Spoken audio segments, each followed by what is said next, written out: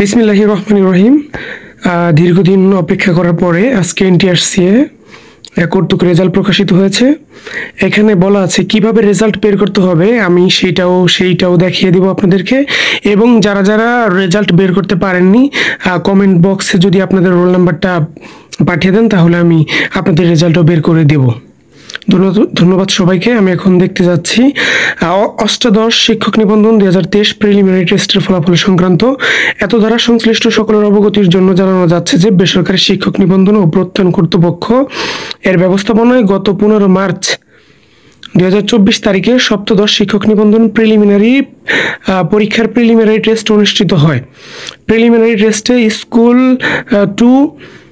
School ও college পর্যায়ে মোট 18,65,719 জন পরীক্ষার্থী আবেদন করেন এবং পরীক্ষায় অংশগ্রহণকারী মোট পরীক্ষার্থী সংখ্যা 13,40,833 জন।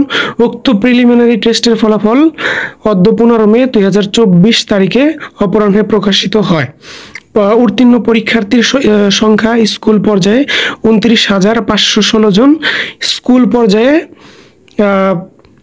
2,21,652 জন এবং কলেজ পর্যায়ে 2,28,813 জন সহ সর্বমোট 4,79,981 জন উত্তীর্ণ হয়। কিভাবে পরীক্ষার রেজাল্ট বের করতে হবে আমি সেটা এখনই দেখিয়ে দিচ্ছি।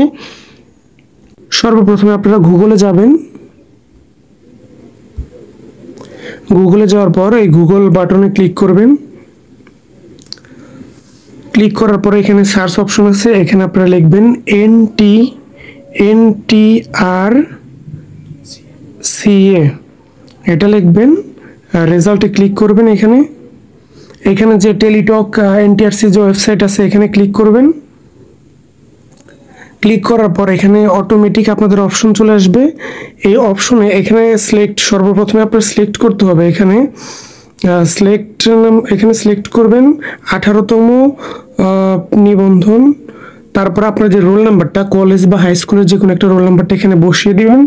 এখানে যেমন আমি একটা রোল নাম্বার বসাচ্ছি 319056, তারপরে হচ্ছে 55, তারপর এখানে সাবমিট করে দেবেন।